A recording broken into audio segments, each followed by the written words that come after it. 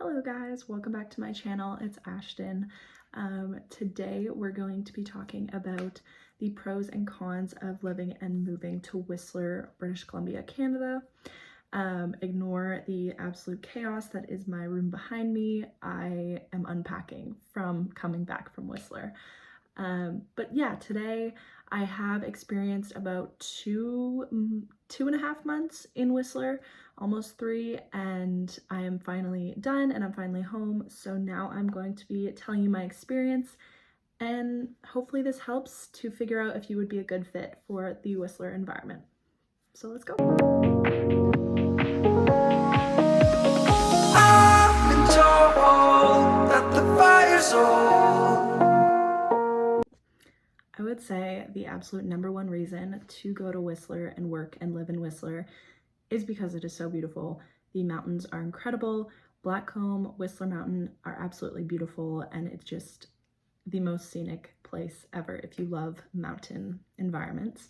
Another reason is if you are a big skiing, snowboarding fan, this is the place to be.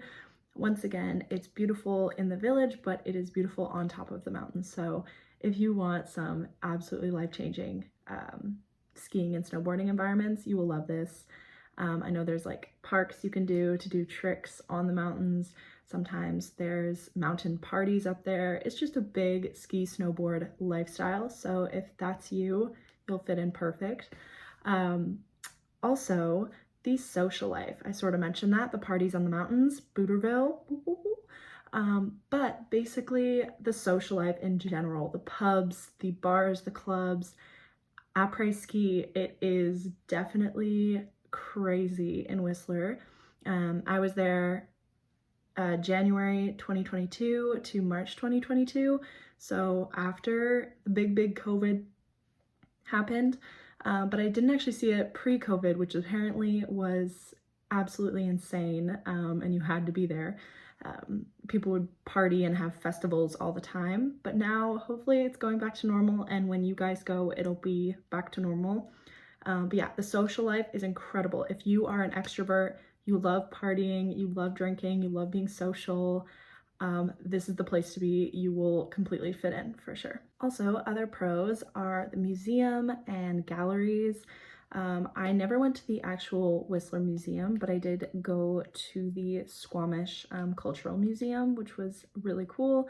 I don't think I also went to the main art gallery, but I did go to an art gallery near the Hilton, which was also really cool. So there's tons of that type of thing. You can see glimpses of culture and art. As well, there are some amazing restaurants. There's a big selection of different cultural restaurants. I know there's Indian, there's Mexican, sushi, there's like pub food, Irish drinks, that type of thing. So there's a big selection of everything. And then also if you are a hiker, there are definitely options to go winter hiking and summer hiking. Around there is Garibaldi National Park, Joffrey Lakes. I never did Joffrey Lakes, still mad about that, but that's okay.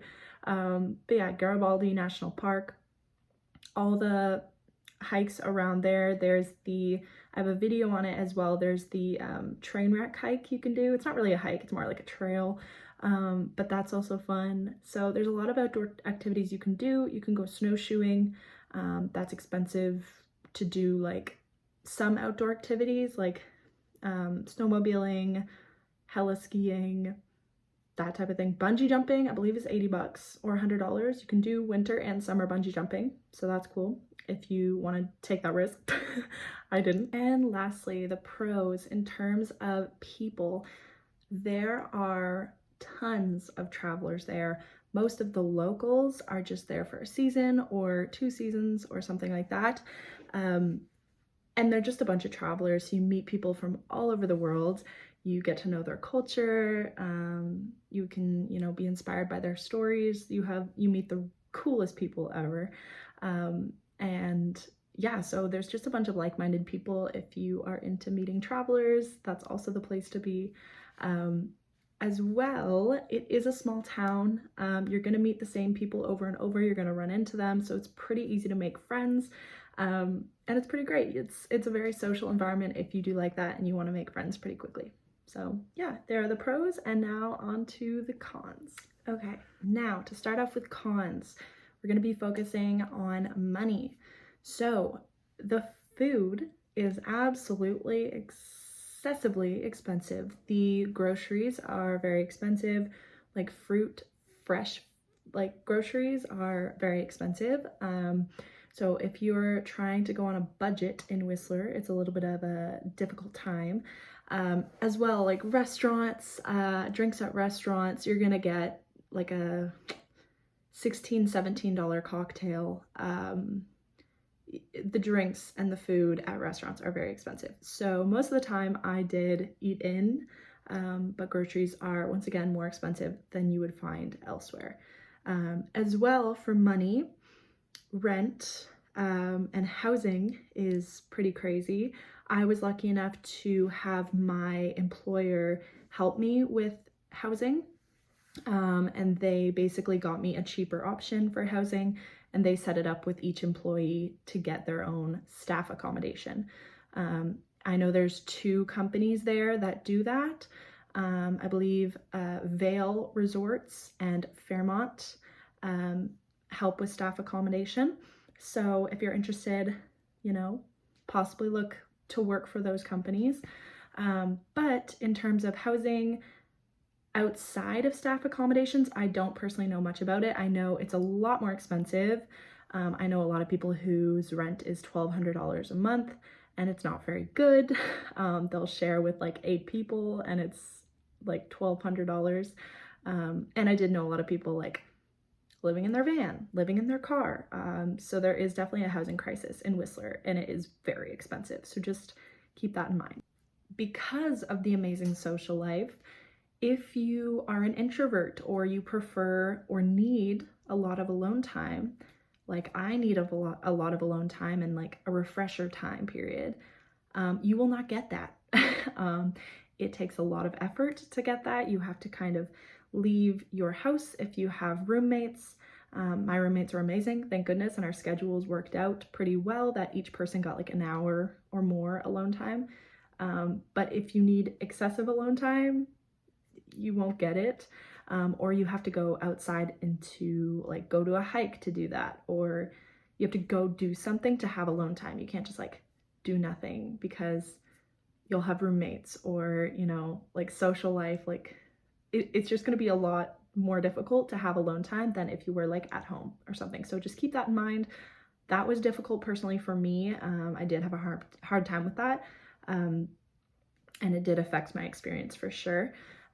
Also with people, because it is a small town, that's great, but at the same time, like you see the same people. So if there's any like issues or if there's any conflicts within your experience there, you're gonna see the same people. You're gonna see the same people you're conflicting with all the time. Gossip gets around really fast. It's a very small town vibe, so there's definitely a con side to that as well. Going on with that, because there is such like a social life, most of the time people after work, they go and they're like, do you want to grab drinks? You know, do you want to go to the bar? And you go with your coworkers to the bar because that's like the thing to do. Sometimes it wraps up in your head, like it feels like that's the only thing to do. So that's another con in Whistler. Like it feels like all you can do is go skiing, work, and drink. And it kind of gets into this cycle where if you don't make the effort to do something else than that, those are the only things you're gonna do, because people invite you to go skiing, people invite you to go drinks. That's like the only thing you'll end up doing, which isn't bad. It's just if you need something else, like I needed like alone time, you won't get that easily. And also there is no night skiing in Whistler. So gondola closes at like 3-4 sometimes. So basically after that, you're either working, you're drinking, or you're going to the places in Whistler Village that are open. So yeah, you can only ski from like 8:30 a.m. to 3 p.m. and then you got to figure out what to do with the rest of your day. So you can't like work a 9 to 5 and then go skiing after, which also was an issue for me, because my job was 9 to 5. So yeah, those are the cons. So you can measure them, you know, how you feel. I felt that I wasn't an amazing fit for Whistler just because I'm not super ski snowboard avid. I just thought the beauty and the hiking might be nice, but I didn't tend to have time for it because of my work. And I just felt like the social life was a bit too much for me. I can be social and extroverted, but it just felt like overwhelming. So keep that in mind when you're considering Whistler. It is an amazing place to be and to experience, so I would recommend it for at least one season to see how it goes and see if you like it. Maybe you're a Whistler lifer, who knows? They exist. But yeah, thank you so much for watching, and keep following and subscribe to my YouTube if you want to see more travel tips and talk about my travel. So yeah, thanks for watching.